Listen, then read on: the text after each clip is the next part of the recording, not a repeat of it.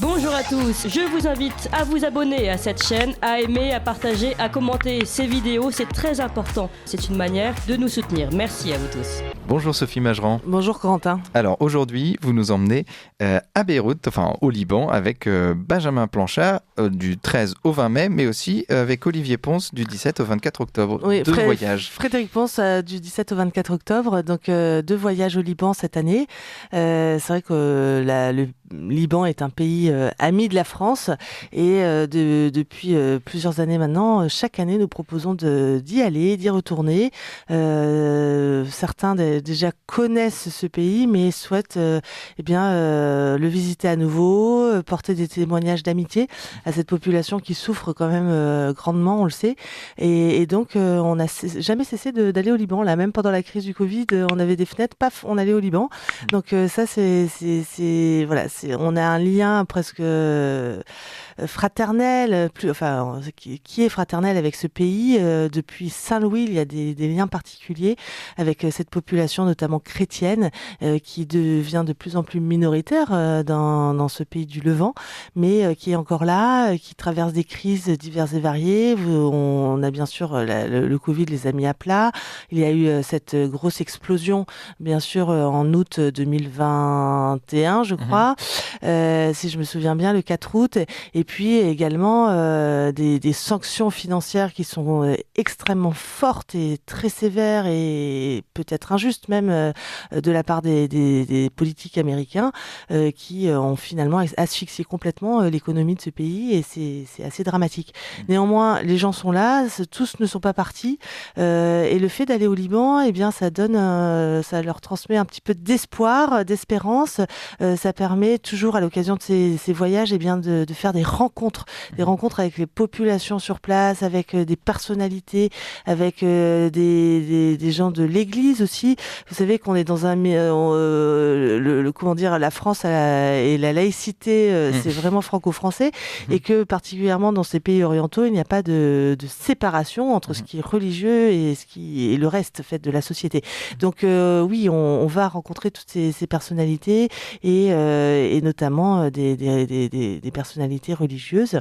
La différence entre le voyage du mois de mai et le voyage du mois d'octobre, c'est qu'au mois de mai, c'est un voyage accompagné par Benjamin Blanchard, qui est directeur de SOS Chrétiens d'Orient, qui connaît bien le pays, bien sûr. C'est vrai que les groupes reviennent toujours enchantés de ces voyages, de toutes les rencontres. Il y a une émission ici qui est spécialiste des Chrétiens d'Orient et qui est un puits de science absolument incroyable. Ben voilà, donc il sait partager avec ses groupes et avec les personnes qui l'accompagnent toutes ces connaissances sur ces églises orientales. Il y a beaucoup de choses à dire et il y a des émissions spécifiquement dédiées à cela.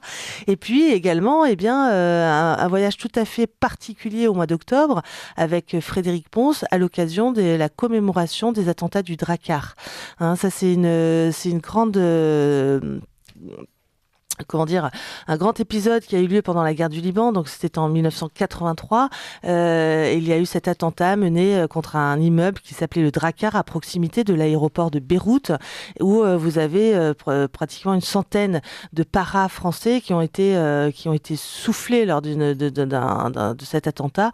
L'immeuble s'est littéralement effondré sur tous ces jeunes gens majoritairement, et donc c'est vrai que Frédéric Ponce et nous-mêmes tenons à pouvoir honorer la mémoire de ces défunts qui sont morts dans des conditions absolument tragiques pendant cette guerre tout aussi tragique du Liban.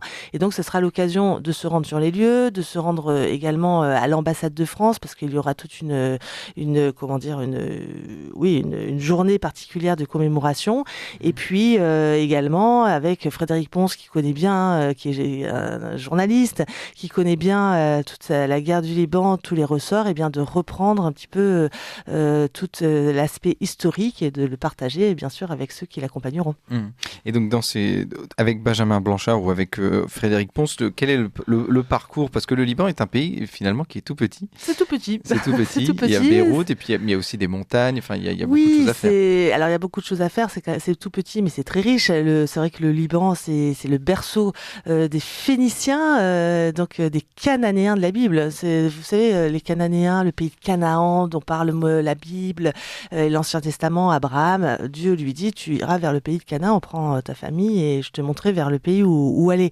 Et c'est le pays de Canaan, des Cananéens, mais les Grecs dans l'Antiquité appelaient ces Cananéens les Phéniciens. Donc on parle de la même chose et du même endroit, mais ce n'est pas les mêmes noms. En tout cas, c'est l'endroit, hein, bien sûr, au Liban, Phénicie, au pays de Canaan, eh bien où est née l'écriture.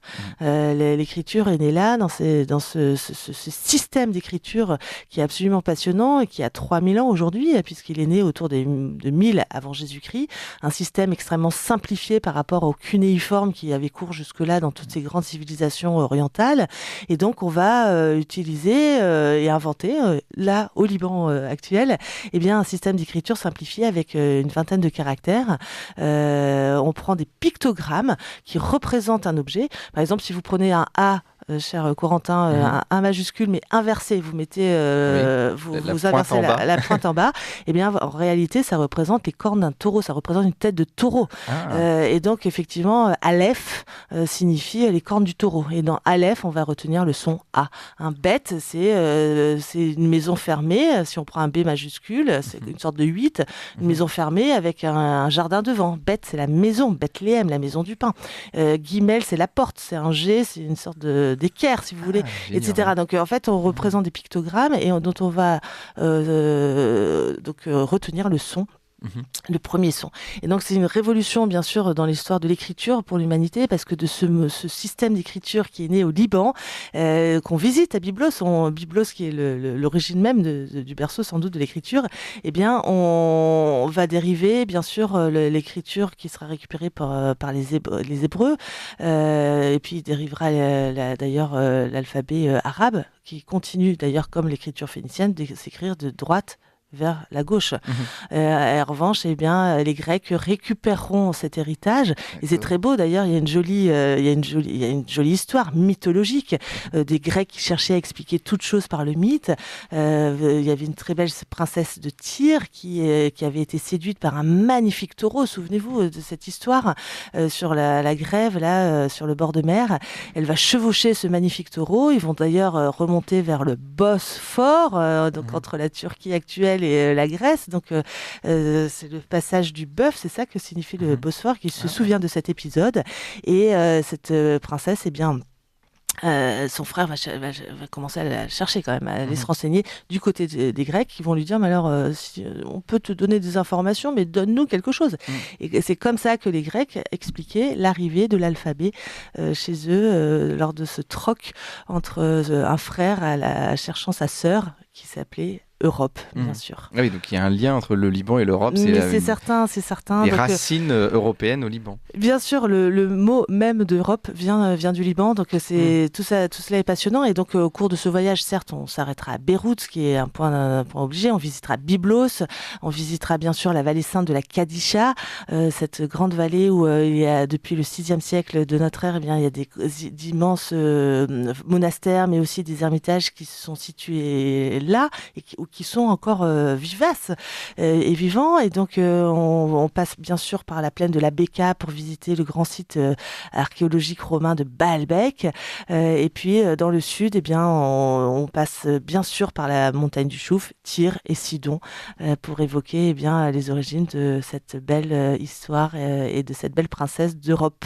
Voilà. Princesse d'Europe, mais qui n'a pas vraiment existé. Enfin, ça vient c'est le mythe. C'est le mythe. Tout à fait. Donc c'est le mythe de l'Europe qui est né au Liban. Qui est né au Liban. Donc du 13 au 20 mai avec Benjamin Blanchard, du 17 au 24 octobre donc avec Frédéric Pons pour parler notamment donc des attentats du Drakkar. Est-ce que vous avez il y a d'autres voyages en cours à Odeya? Oui. Il y a encore des places. Alors il faut s'inscrire. Ben voilà, n'hésitez pas. Alors ce que je peux dire, je peux vous supplier, chers auditeurs, c'est n'attendez pas la dernière minute pour vous inscrire.